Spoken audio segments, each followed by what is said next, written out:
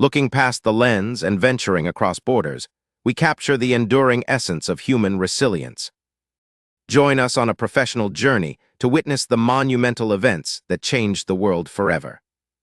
Sir, I'm going to need you to step aside for additional screening. Officer, on what grounds? The detector didn't alert. Explain the cost. It's a random check. The security checkpoint alarm hadn't even stopped ringing when Judge Marcus Williams felt it. His life was about to change forever. Standing there in his perfectly pressed navy blue suit, briefcase firmly in his hand, he watched 3 airport security officers walk toward him. The looks on their faces sent a chill straight through his body. What those officers didn't know was that they had just made the biggest mistake of their careers. A mistake that would uncover a deep and ugly network of corruption, racial bias, and abuse of power, far bigger than anyone could have imagined. Judge Marcus Williams was 52 years old and had spent the past 15 years serving on the bench.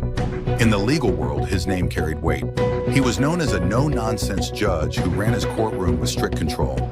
Defense attorneys respected him. Prosecutors were careful around him. Criminals knew that standing before Judge Williams meant a serious battle. He had built his reputation on being tough but fair, never giving special treatment because of race, wealth, or personal connections. That Tuesday morning in November, Judge Williams was heading to a judicial conference in another state. His flight was early, so he arrived at the airport around 6:30 a.m. The terminal was quiet, with only a few business travelers and early commuters moving through security. This was nothing new for him. He had taken this same trip dozens of times and knew the routine well. He placed his briefcase and shoes into the plastic bins, walked through the metal detector, and waited calmly on the other side for his belongings. That's when Officer Danny Rodriguez noticed something. It wasn't anything suspicious about Judge Williams' behavior or his items. Instead, it triggered a different kind of reaction altogether. Rodriguez had worked in airport security for 8 years. He saw himself as experienced, professional, and thorough. What he didn't see himself as was especially sharp when it came to reading people. If he had been, he might have noticed the quiet confidence in Judge Williams' posture. He might have seen the expensive watch, the high-quality suit, or the leather briefcase that cost more than Rodriguez earned in a month. But he didn't. All Rodriguez saw was a well-dressed black man traveling alone through his checkpoint. Rodriguez called over his supervisor, Janet Pierce, a woman who had been running security at that checkpoint for more than 10 years. Pierce took one look at Judge Williams and gave a small nod to Rodriguez. No words were exchanged, but both officers knew exactly what was about to happen. It was a routine they had carried out countless times before. Judge Williams had just picked up his briefcase and was putting his shoes back on when Officer Rodriguez walked up to him and asked him to step aside for additional screening. Williams looked up, confused but not alarmed. He calmly asked if there was an issue with his luggage or if he had forgotten to remove something from his pockets. Rodriguez didn't answer directly. He simply repeated that additional screening was required. This was the moment the story took its first dramatic turn. Unlike many others who had been targeted by these officers before, Judge Williams didn't quietly go along. He wasn't nervous or shaken. Instead, he did something Rodriguez and Pierce had never experienced before. He started asking questions. The right ones? Williams asked what exactly had triggered the extra screening. He asked if his luggage had tested positive for any prohibited substances. He asked whether the metal detector had shown any problem. Rodriguez struggled to respond.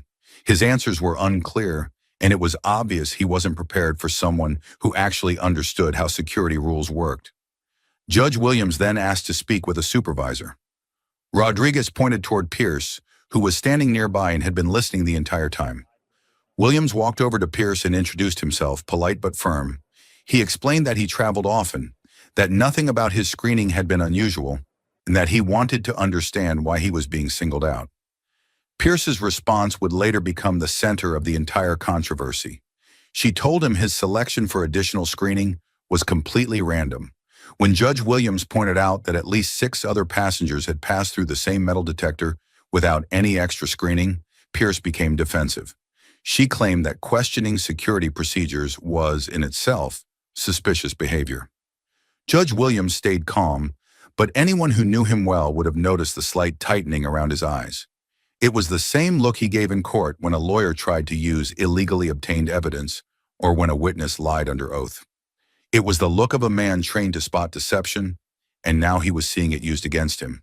Pierce confirmed that the interaction was being recorded, though the regret showed on her face almost instantly after she said it. Right then, Officer Rodriguez returned holding a handheld metal detection wand.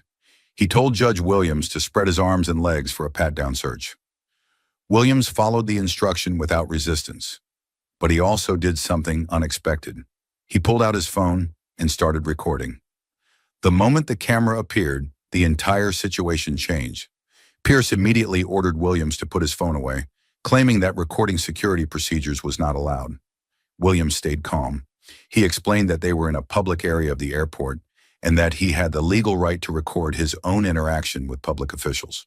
He added that if airport security was uncomfortable with transparency, then maybe their procedures needed to be questioned. Rodriguez completed the pat-down and, just as expected, found nothing. He then stated that Judge Williams' briefcase would need to be searched by hand. Williams watched silently as Rodriguez opened the briefcase and removed each item one by one. Legal papers, a laptop, pens, business cards, and finally a small leather portfolio holding his judicial credentials. When Rodriguez opened the portfolio, his expression changed instantly. The color drained from his face as he saw Judge Williams' judicial identification card. In that moment, he realized exactly who he had been treating like a suspect for the past 10 minutes. He quickly showed the card to Pierce, whose annoyed expression shifted into something close to panic. But instead of apologizing and ending the search, Pierce made a surprising choice. She doubled down. She loudly stated that judicial credentials did not exempt anyone from security screening and that the process would continue regardless of Williams' position. She made sure other passengers could hear her, as if proving she wasn't afraid of his title. Judge Williams closed his eyes briefly and took a slow, deep breath. Then he made a decision that would change everything. He chose not to pull rank. He didn't demand special treatment. He didn't use his authority to stop the harassment. Instead, he let it continue. He wanted to see how far they would go. More importantly, he wanted to document everything. He suspected that what was happening to him had happened to many other travelers, people who didn't have his legal knowledge, his resources, or his ability to fight back. What Judge Williams didn't yet know was that his instinct was completely right. This wasn't a one-time mistake or overzealous security. It was part of a long-standing pattern of racial profiling that targeted successful Black travelers who dared to look confident and well-off while flying. Pierce instructed Rodriguez to conduct an even more thorough search. She wanted every document examined, every pocket of the briefcase checked, and every electronic device inspected. Williams stood patiently, his phone still recording, as the officers pushed past every rule of reasonable security screening. Rodriguez pulled out Williams' laptop and announced it needed to be powered on. Williams complied, entered his password, and watched as Rodriguez scrolled through the desktop. The officer opened multiple files, including confidential court documents and case notes related to active legal proceedings. This crossed a serious line, one that even Pierce seemed to recognize. She quietly told Rodriguez to close the laptop, but the damage had already been done. Judge Williams had just witnessed officers accessing privileged judicial materials and attorney-client information without any legal authority. The search continued for another 15 minutes. Other passengers began to gather. Some recorded on their own phones. Others simply watched in disbelief. A well-dressed Black man was being treated in a way no other traveler nearby was experiencing. The optics were terrible, and Pierce knew it, but she seemed trapped in the situation she had created. Rodriguez found nothing because there was nothing to find.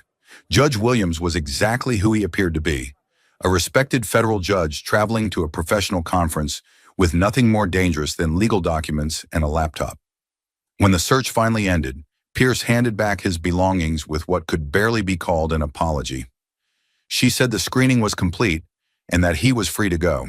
There was no explanation for why he had been selected, no acknowledgement of how invasive the search had been, no recognition that an innocent traveler had just been harassed for 20 minutes. Judge Williams carefully packed his briefcase, taking his time. His flight was boarding, but he wasn't in a rush anymore. He had something more important to do. He approached Pierce one last time and asked for the contact information of her supervisor. She hesitated, then gave him the name and phone number of the airport security director.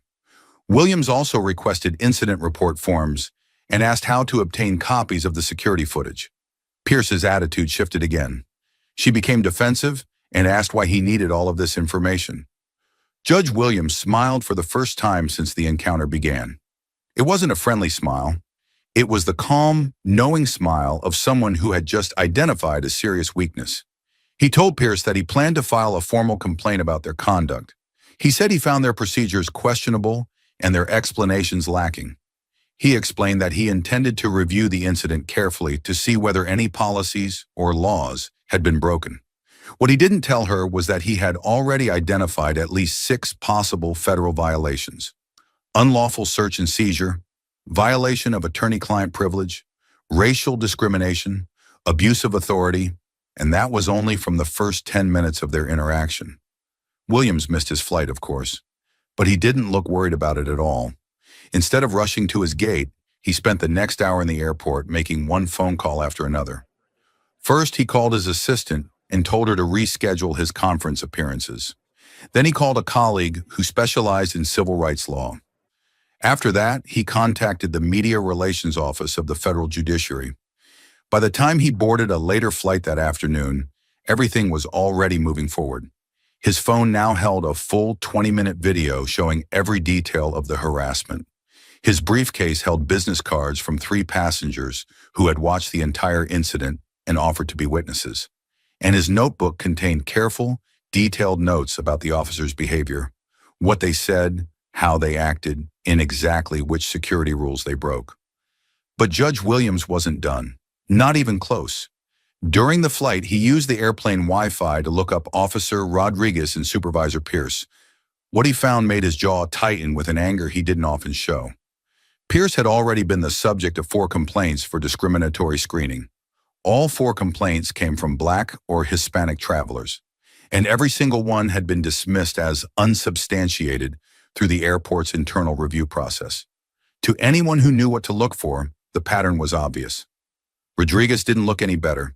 He had been connected to 3 similar incidents in the past 2 years. Each time, minority travelers were singled out for intense screening that led to nothing. Each time, those travelers complained, and each time, the complaints disappeared into a system designed to protect officers, not stop misconduct. By the time Judge Williams' plane landed, he had already built a full strategy in his mind. This was not going to be a simple complaint filed through normal channels and then quietly forgotten. This was going to be a full dismantling of the system that had allowed Rodriguez and Pierce to operate without consequences for years. He called his wife from the airport and told her what happened. She wasn't shocked. As a successful Black attorney, she had experienced similar treatment herself while traveling. But what did surprise her was the force in her husband's voice. She knew that tone. It was the same tone he used in court right before delivering a sentence that changed someone's life. Judge Williams checked into his hotel and spent the evening preparing, not for his conference presentation, which he had given many times, but for the war he was about to launch against institutional racism inside airport security. He wrote a detailed timeline of events and matched it with timestamps from his video. He researched federal laws about airport security procedures and constitutional protections against unreasonable searches. He identified the specific policies Rodriguez and Pierce had violated, and he mapped out which legal remedies were available under federal law. Most importantly, he began contacting people in his network across the federal judiciary and beyond. Judge Williams had spent 15 years building relationships with judges, law enforcement officials, civil rights attorneys, and media professionals. Now he planned to use every single one of those connections to make sure what happened to him would never happen to another innocent traveler. The next morning, he made one phone call that set everything into motion. He contacted the Office of the United States Attorney for the district where the airport was located. The prosecutor who took the call sounded doubtful at first. Airport security issues were usually treated as administrative problems, not federal criminal cases. But as Judge Williams explained what happened, especially the part about officers opening privileged legal materials and the clear pattern of targeting minority travelers, the prosecutor's tone changed completely. This wasn't just a complaint about rude treatment. This looked like possible evidence of a federal conspiracy to violate civil rights under color of law. Within hours, FBI agents were reviewing security footage from the checkpoint. Federal prosecutors were digging into employment records connected to Rodriguez. Civil rights attorneys were preparing what would become one of the most serious discrimination lawsuits in airport security history. Pierce and Rodriguez had no idea what was coming. They went back to work the next day, assuming their encounter with a well-dressed black man was just another routine stop that would be forgotten in a week. They had no clue they had just handed a federal judge everything he needed to expose years of discrimination and abuse of power. Judge Williams spent the rest of that week building his case step by step. Every phone call had a purpose. Every document was examined carefully. Every piece of evidence was organized and cataloged with the precision of someone who had spent decades in courtrooms. But what Rodriguez and Pierce still didn't understand was this. Their situation was about to get far worse, fast. The FBI investigation moved quicker than anyone expected. Agent Sarah Chen was assigned to the case, and she brought 15 years of experience investigating civil rights violations. What she discovered in the first 48 hours of reviewing airport footage made her stomach turn. The cameras had captured everything. It wasn't just Judge Williams' harassment. The footage showed months of similar incidents involving other travelers too. Pierce and Rodriguez had been repeatedly targeting well-dressed Black and Hispanic passengers, pulling them aside and putting them through invasive searches that white travelers simply weren't facing. The pattern was so clear that Agent Chen couldn't help but wonder how it had been missed for so long. That answer came as soon as she dug into the airport's complaint system. Every complaint filed against Rodriguez over the past 3 years had been handled by the same administrator, Tom Bradley. And it quickly became obvious that Bradley had made it his personal job to protect these officers from consequences. He dismissed complaints without real investigations. He wrote incident reports in a way that downplayed the officers' behavior. He even coached Rodriguez on how to write statements that avoided admitting wrongdoing. What Agent Chen had found wasn't just personal racism from a few officers. It was institutional corruption, built to support that racism, hide it, and keep it running. At the same time, Judge Williams was making moves of his own. He reached out to colleagues who had dealt with similar treatment while traveling. The stories he heard back were both heartbreaking and infuriating. Judge Patricia Washington from Chicago said she was pulled aside for extra screening every single time she flew, even though she had TSA pre-check. Judge Robert Martinez from Texas told Williams about officers insisting on searching through confidential court documents, calling them suspicious. Judge Angela Brooks from Florida said she had been patted down so often and so aggressively that she stopped flying to conferences altogether and started driving instead. And it wasn't only judges. It became clear that successful Black and Hispanic travelers were being targeted across the board. Doctors, lawyers, business executives, and anyone whose appearance didn't fit the stereotypes living in the minds of officers like Rodriguez and Pierce. Judge Williams gathered these accounts and turned them into a detailed report. He shared it with the FBI, the Department of Justice, and the Federal Aviation Administration. Then he leaked key parts of it to investigative journalists who had been covering discrimination in airport security for years. The media response hit fast, and it hit hard. National outlets picked up the story within days. Judge Williams' video became Exhibit A in a nationwide conversation about racial profiling in airport security. Cable news shows played the footage over and over, showing Rodriguez and Pierce treating a federal judge like a criminal suspect. The optics were brutal for the airport authority. Here was a respected jurist, someone who had spent his life upholding the law, being publicly humiliated by officers who couldn't even give one clear, legal reason for what they were doing. The contrast was impossible to ignore. Williams stayed calm, professional, and controlled, while the officers looked biased, defensive, and sloppy. Pierce and Rodriguez suddenly found themselves in a media storm they weren't ready for. That attitude lasted exactly 48 hours, because that's how long it took Agent Chen to show them what the FBI had uncovered. Suddenly, the airport authority changed its tone completely. They announced that Pierce and Rodriguez were being placed on administrative leave while a full investigation was conducted. They promised to review procedures.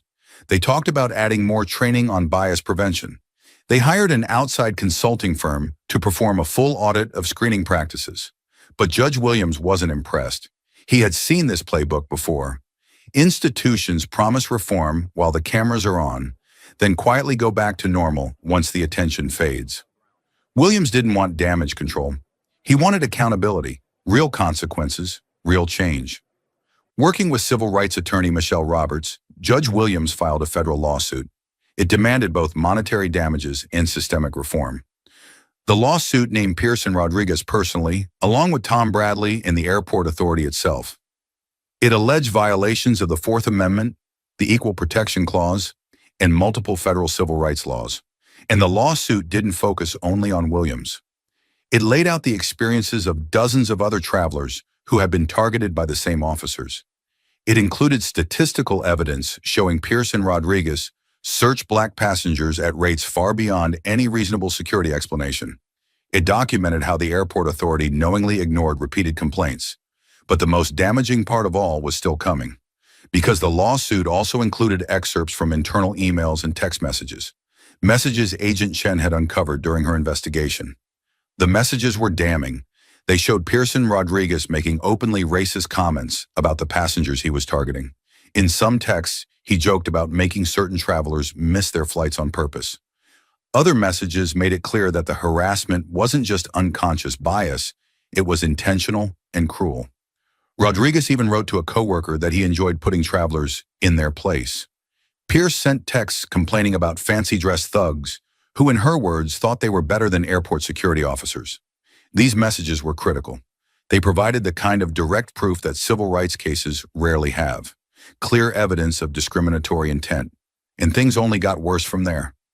During the legal discovery process, even more disturbing facts came out. Pearson Rodriguez had received performance reviews that actually praised them for being thorough in their screenings. Their supervisors knew about the repeated complaints, but treated them as signs the officers were doing their jobs well. Tom Bradley, the administrator who had dismissed the complaints, had even received bonuses that were partly based on keeping complaint numbers low. The system wasn't broken by accident. It was built to reward behavior that violated people's constitutional rights. Judge Williams gave his deposition with the same calm authority he showed in his courtroom. He walked the defense attorneys through every detail of what had happened at the airport.